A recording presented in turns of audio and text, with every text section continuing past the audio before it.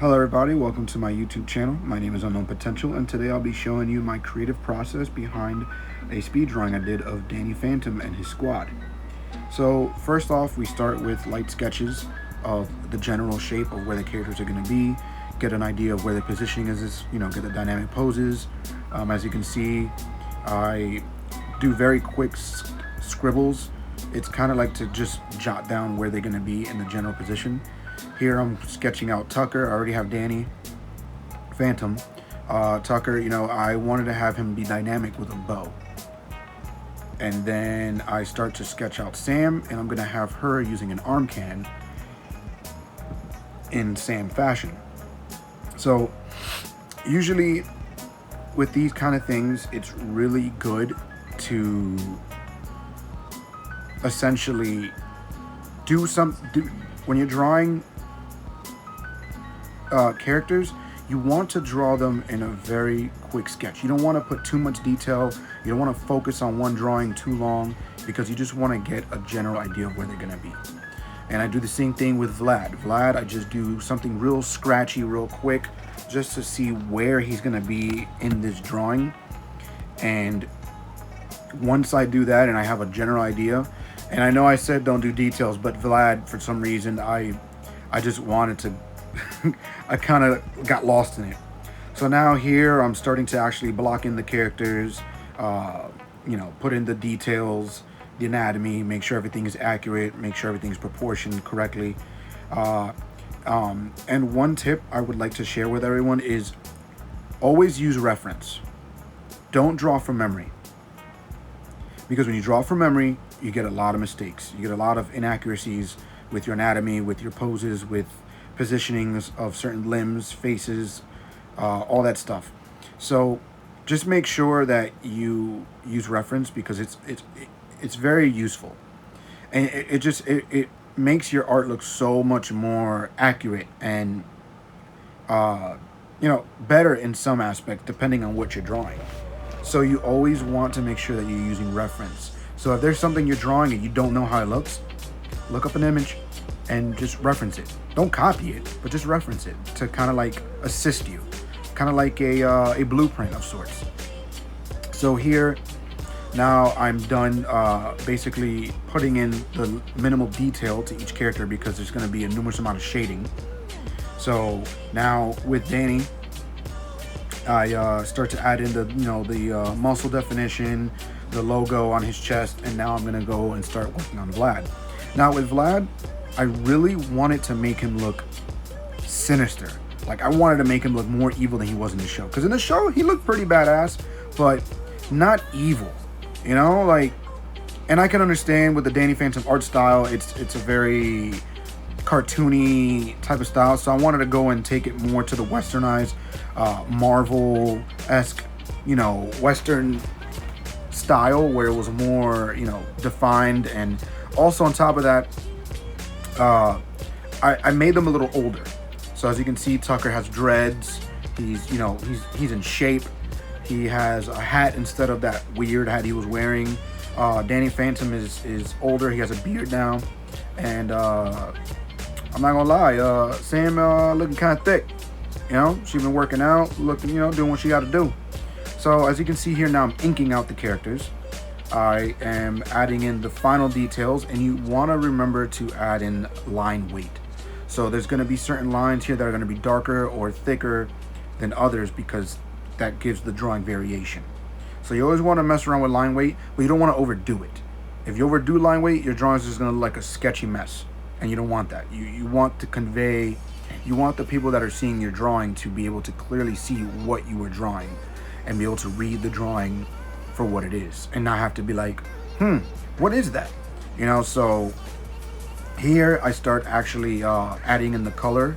What I'm doing is I'm doing base blocking where I'm just adding flats before I to lay a foundation so that way I can start doing the shading for the characters. And the reason for the gray background is so that way if when you're coloring, you can see the difference from white to what you're coloring. And you can see the colors pop out more, and it makes it easier to differentiate where you're coloring and what you're not coloring. Also, it's helpful because if you missed a spot, you'll see the gray peeking through and then you can color it. Sure, that would work with the white too, but this is just a personal preference of mine. You don't have to gray out your background to color. It's just, it's optional. And as you can see here, now I'm finishing up the coloring process for the characters, and then move on to Vlad. Now with Vlad, I wanted to do something different with his hands. I wanted to make his hands look like they're being imbued in energy. And I wanted to get rid of the black lines so you can just have the silhouette of his hands, so it makes it that much more ominous. So as you can see here, now I'm using the paintbrush. Well, not the paintbrush, but the brush tool. And I add the opacity down so I can smooth it out, add the shadings. And that's also what I'm going to be using to do the major amount of shading on the rest of this piece. So here I was kind of like running through some ideas of what I could do with the face to make it look natural, make it look realistic, especially with the fact that there's so much light sources going on in this whole drawing. So I wanted to make sure that when I was doing the light sourcing and coloring, that it was kind of accurate. But with something like this, being that it's such a dramatic piece and there's no particular light source in the drawing, you can kind of get away with doing it your way, or kind of like free balling it up when it comes to coloring, because when there's really no specific light source, you determine the light source at that point. You can kind of be a little more free with where the light source is coming from and how you determine this light. So as you can see, I'm doing in the hard light sources, I'm doing in the negative space, the shading of Tucker, adding the detail into his pants. I do come back to him later because I realized that I was missing the darkest parts of the shadows, so that way everything else pops more. So I go back to Vlad because I realized that I want him to look as ominous as possible. Like, I really want him to look like he's not the main focal point of the drawing. So I want him to have a purpose, but not to the point where your attention is drawn to him, because the main focal point is the squad, of Danny, Tucker, and Sam. So as you can see, now I'm starting to add the light effects for the bow and arrow to have it look like it's energy. And I start shading it in. I start layering over it to make it really glow and make it shine. And I start adding light effects around the parts where the light passes. So his fingers, his arm, his sleeve. So that way you see that glowing energy kind of like shining through, so it gives it some sense of realism. And then halfway through, I realized that I wanted to make Dark Danny. Yeah, so I end up changing the entire design for Danny midway through the drawing. And I'm glad I did, because it was pretty satisfying to draw a Dark Danny in a realistic-esque art style. Particularly my art style. So just, bear with me. It's the end result looks really sick. So just stick with me through the video. Now here I'm starting, like I said, I was going to revisit Tucker. Now I'm redoing more of the shadings, adding a little more definition to the body, to the pants. Kind of like touching up on everything, making it look good. Okay. Then I go back to Vlad to darken it. And here now I'm starting to shading in the hair for Danny Phantom. And the thing is, his hair is like a smoky energy when he's evil. So I wanted to make it look like ghostly smoke energy, like almost like fire, but not fire, because it might be fire, but like a flamish white smoky effect to the hair and the beard. So I go ahead and edit it, I clean it up.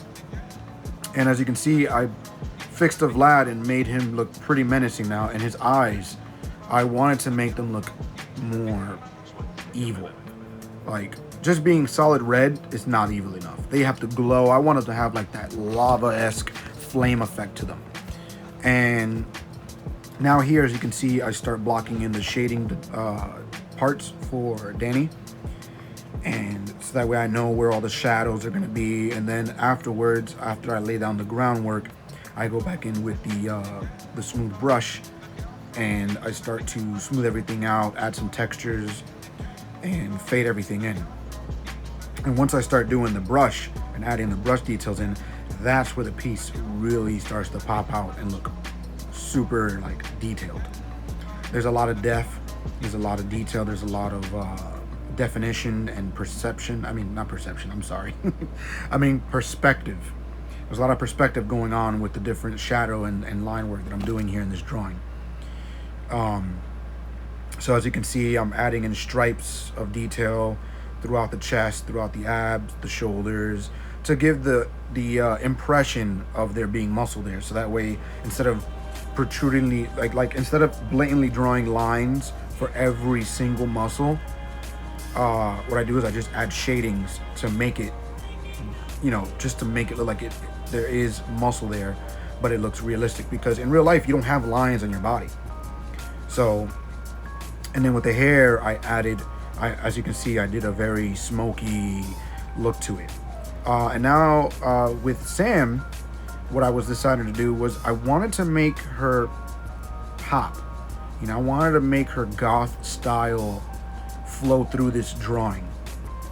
And I had some trouble, because it was very difficult. First off, the fact that I haven't done this shading style very often. This is probably like my third time doing this style of shading, where I use smooth, realistic type strokes to, make it look good. Oh yeah, also I forgot to mention, I don't know if you noticed in the background, Vlad, once I shaded and detailed him, I blurred him out a little bit, so it gave a sense of perception, of perspective. I'm sorry. And